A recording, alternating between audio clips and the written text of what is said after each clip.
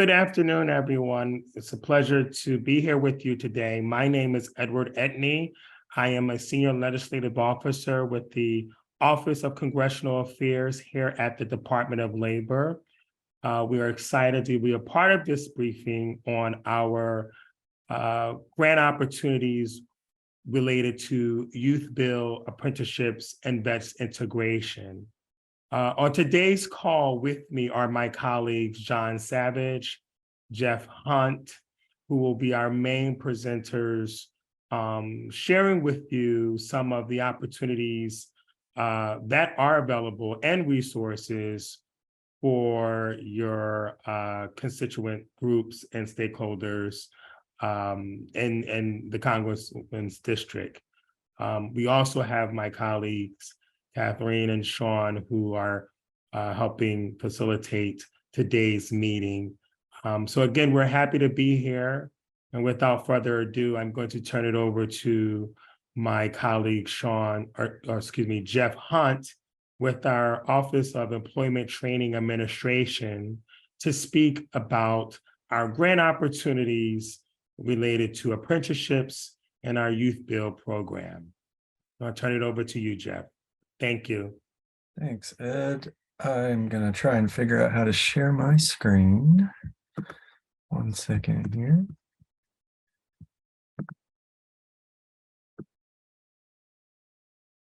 All right. So as Edward indicated, I'm here to talk to you about the Youth Build grant opportunity that the Department of Labor offers. And first I'll start off with a little bit of a history lesson, because I think that Youth Build is kind of a unique program really in the government, and hearing about how it got to where we are today, I think is helpful in understanding how unique it is. So it started independent of the government. It started in Harlem in New York in the 1970s, where a woman named Dorothy Stoneman noticed a couple of problems in her neighborhood.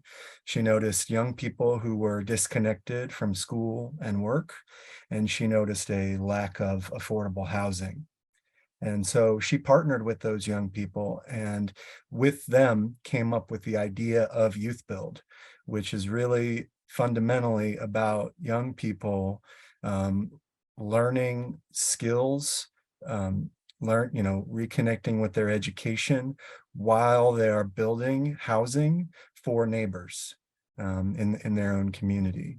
And so the program in Harlem expanded and caught notice, and eventually the government took interest in it in the 90s and established grant funding, annual grant funding. Initially, because of that focus on increasing affordable housing, the Youth Build program was administered out of HUD for about 15 years. In 2006, there was this recognition, really, though, that at its core, Youth Build is a workforce development program, and that's why it came over to the Department of Labor.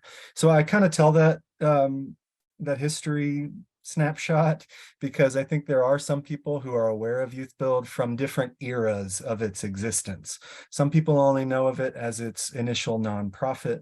Some people think of it as a HUD program. Some people know of its current status as a Department of Labor grant program. They're all true, but we're going to focus on the Department of Labor's piece today. So in terms of the young people that we're trying to help through Youth Build, the one piece of participant eligibility that is always required is the age of the participant. We're trying to serve young people who are between the ages of 16 and 24. Most Youth Build participants left high school without a diploma, and most Youth Build participants fall into one of the categories that you see on this slide here. They either come from a low-income family, they're in foster care, they've been involved in the court system, they have a disability, they have a child of, they are a child of an incarcerated parent, or they're a migrant youth. We do offer some flexibility in terms of the participants that we engage through Youth Build. Again, that age piece is a hard, fast rule, but maybe if a young person already has their diploma or doesn't fit into one of those 6 categories, we do allow that young person to still participate in Youth Build if he or she is what we call basic skills deficient. There's certain tests that can determine that, or they get referred to the program by a local high school. Typically, that's a guidance counselor who writes a letter referring that young person to Youth Build. And in that case, we can kind of ignore the second and third eligibility criteria you see on the screen there. So that's who we're trying to help through Youth Build. In terms of what Youth Build participants do, first of all, I should mention that Youth Build, under the Workforce Innovation and Opportunity Act, WIOA, this massive piece of legislation that really informs the workforce system in the United States. Youth Build is recognized as a pre-apprenticeship program. So we really prioritize outcomes for our participants that result in them enrolling in further training through a registered apprenticeship program. A young person who enrolls in Youth Build spends at least half of his or her time engaged in education, classroom instruction. Of course, for a lot of these young people, the traditional high school model didn't work. And so we really encourage our Youth Build programs to, be innovative in their instructional approaches. We see a lot of successful Youth Build programs use project-based instruction or problem-based instruction.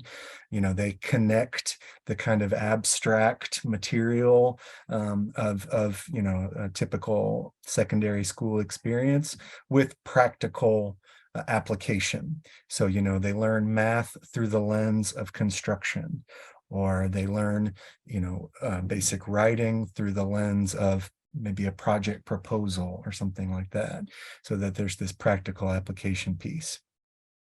At least 40% of the time that the young person is enrolled in Youth Build is spent on training.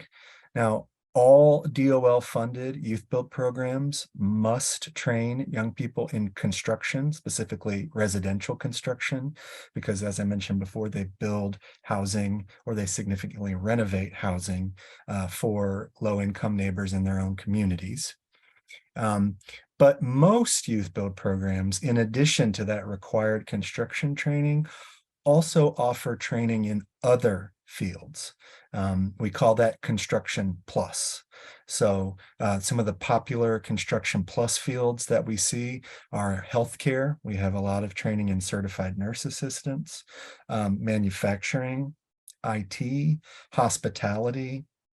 There's really a whole list, and we're constantly every year adding to that list in terms of the in-demand fields that other Youth Build programs train in addition to the construction piece.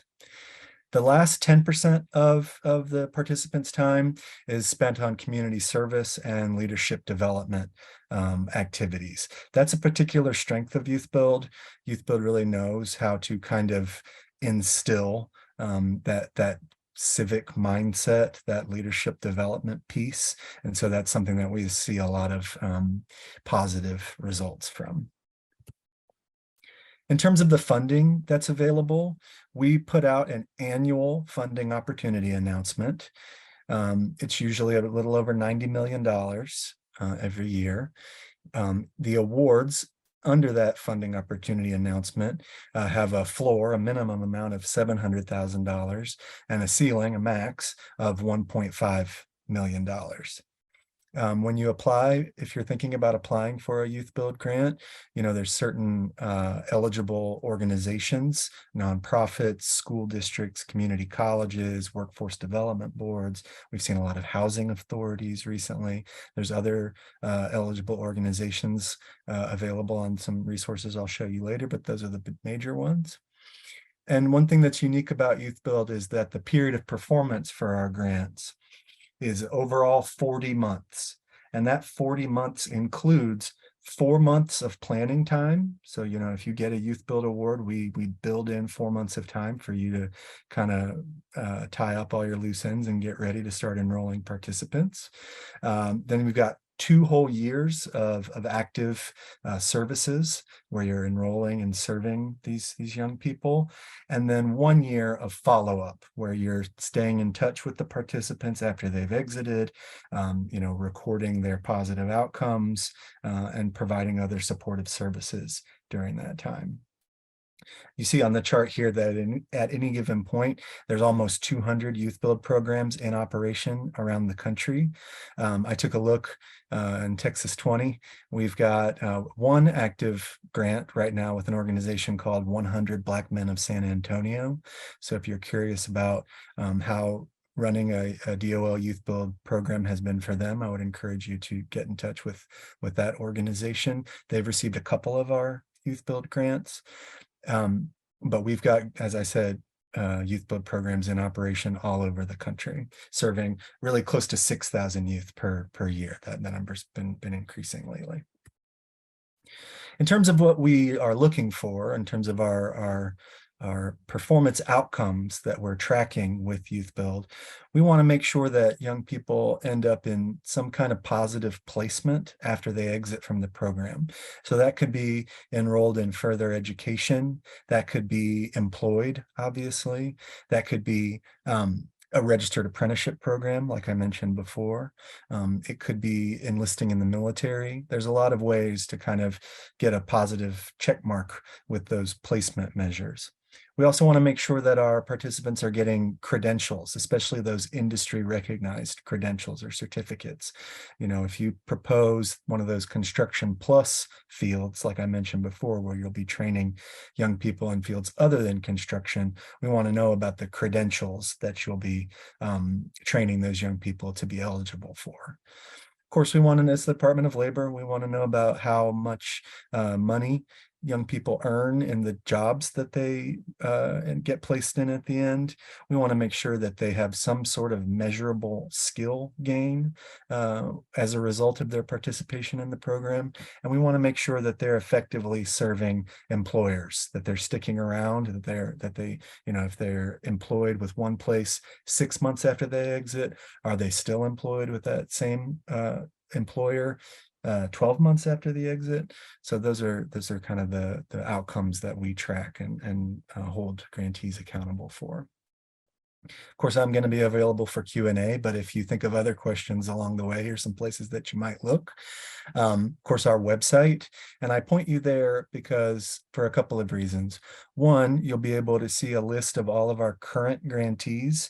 As I mentioned, we have one in San Antonio now, so you'll see contact information for that grantee there. You can also see our regulations. I think some people hear regulations and they think it's like hard to read, or only bureaucrats in DC can understand it. I'm kind of proud of the Youth Build regulations. They're easy, they're accessible, they're clear in terms of what's required in the program. So if you want to learn more about kind of the details beyond the kind of high level information I've shared today, really the regulations are a good place to look. And you'll also see there that we just announced the last round of grantees just a little over a month ago. We've published the last 2 funding opportunity announcements in November, and we're trying to be more consistent on that. But if you have not been on grants.gov recently, I highly recommend that you check out grants.gov, because you can subscribe to a saved search there, and you can just type in Youth Build. It's one word, no space. Spell check will tell you there's a space. There's not a space. Youth Build, one word. And then you'll get an email 60 days before the Youth Build funding opportunity announcement gets published. So highly recommend grants.gov. You can also check out our community of practice, where we provide technical assistance materials to our grantees. We don't just give the grant and say good luck. We offer assistance through regular webinars and materials and resources and training. So if you're curious about how we assist our grantees, I would encourage you to check out the community of practice. And we also undertook a pretty major evaluation of the Youth Build program. The final report was published in 2018, but that represents, I think, 7 or 8 years of work. And so if you're curious to read about how the Youth Build program kind of came out in that evaluation, I would encourage you to check out that report. And if you have additional questions that you think of later today, you can always email us at youth.build@dol.gov. So I think we're going to do Q&A later, and maybe I'm going to transition to John now, but I'm flexible if there's another approach. Thank you, Jeff. This is Edward again, ladies and gentlemen. How about, for the sake of time, and so we can have as much time allotted towards the end for Q&A, we can now turn it over to John and our Department of Veterans Employment Training Services. John, I'm going to now turn it over to you. If you're still there, I believe you should be. Yes, sir. I don't see you. I'm sorry. Oh, hi, John. Hey. I am going to share my screen. Thanks, Jeff, for that presentation.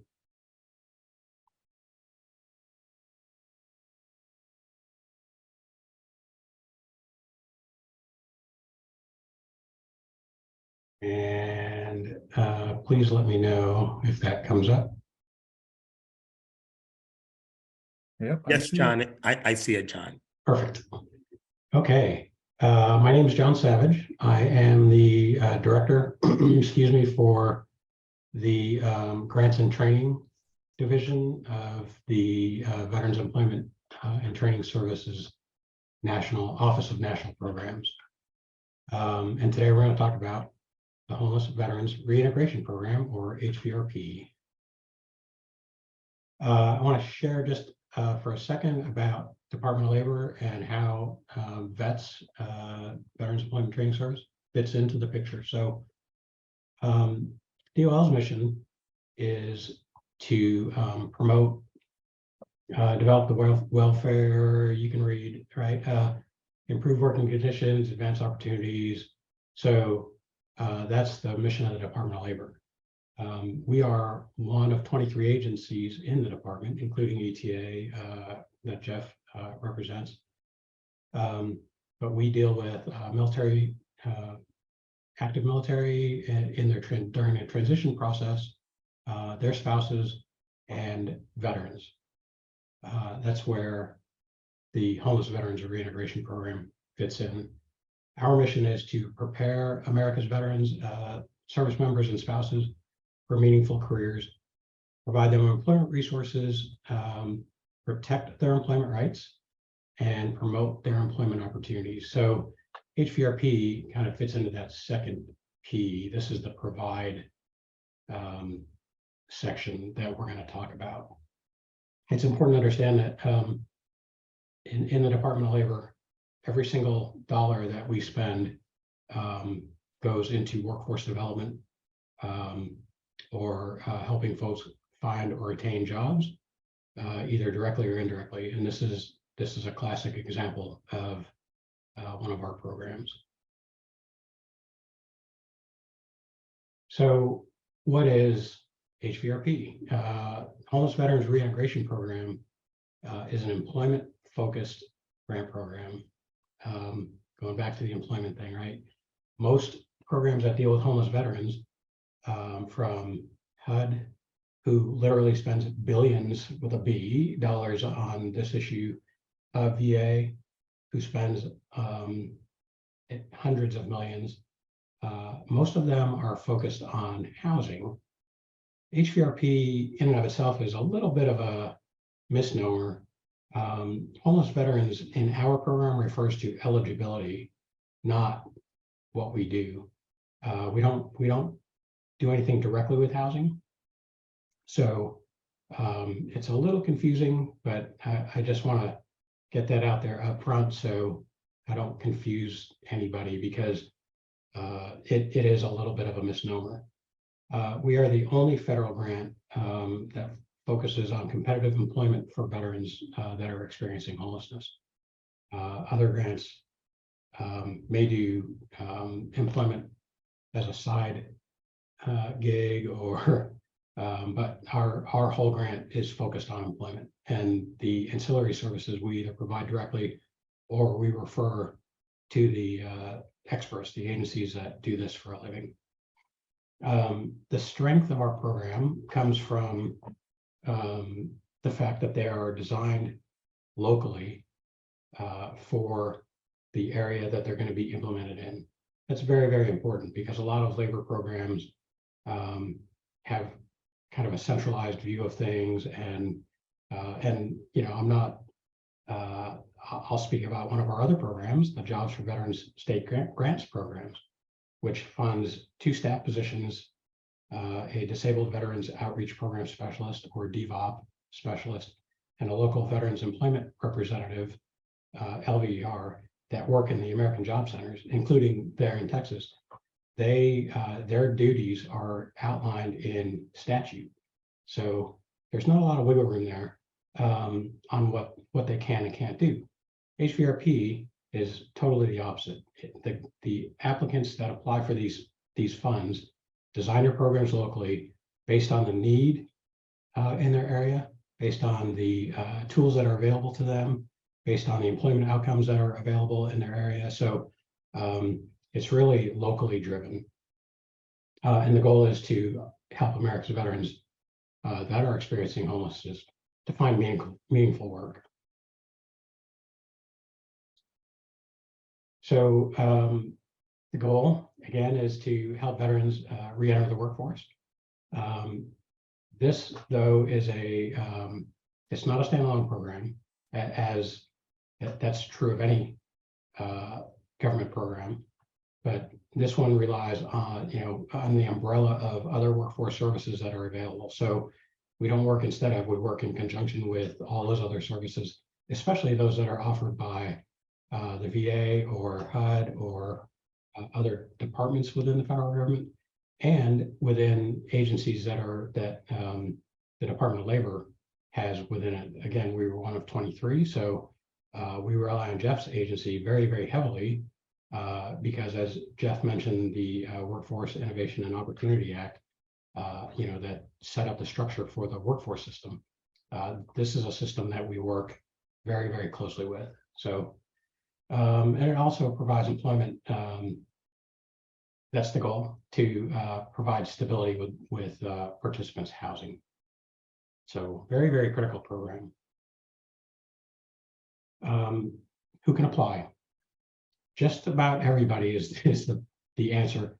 The only type of entity that is excluded specifically from applying is a 501c4 agency, which is a lobbying agency. But everybody all the different types of agencies that you see on a slide are eligible to apply for funding. I can tell you, based on this list, though, the vast majority of our applications come from nonprofits, whether they're 501c3 or not. We are starting to see more and more for-profit organizations apply for these grants, which is not as off-putting as it initially sounds. We see some tribal entities apply, and every now and again we'll see a public workforce agency, as a state or local workforce development board receive a grant. So yeah, a lot of eligibility. Typically, though, there are only 4 or 5 different categories that we award money to. So let's talk about the 3 types of HVRP grants. There are the general overarching grant called HVRP, which includes all categories of veterans experiencing homelessness, or even those at risk of homelessness. And there's a definition for that I can get into in a minute. We have a grant that's specifically for homeless women veterans and homeless veterans with children. So anybody that has worked with women veterans or women, homeless women in general, there is, there's a special set of skills and knowledge that are that help in effectively helping that population. And then the Incarcerated Veterans Transition Program, or IVTP. This grant helps veterans who were formerly incarcerated, or actually folks that are still incarcerated but are at risk of homelessness. And I'm talking within like 6 months of release. They're actually eligible for the program as well. Like Jeff, our program is announced as a funding opportunity announcement, or FOA, on grants.gov. Typically, in January or February, around that time frame. Like Jeff, we're trying to get better at being more consistent in the time that we announce. But it's typically very, very early in the calendar year. So, and then we award grants in June with a program year beginning of July 1st.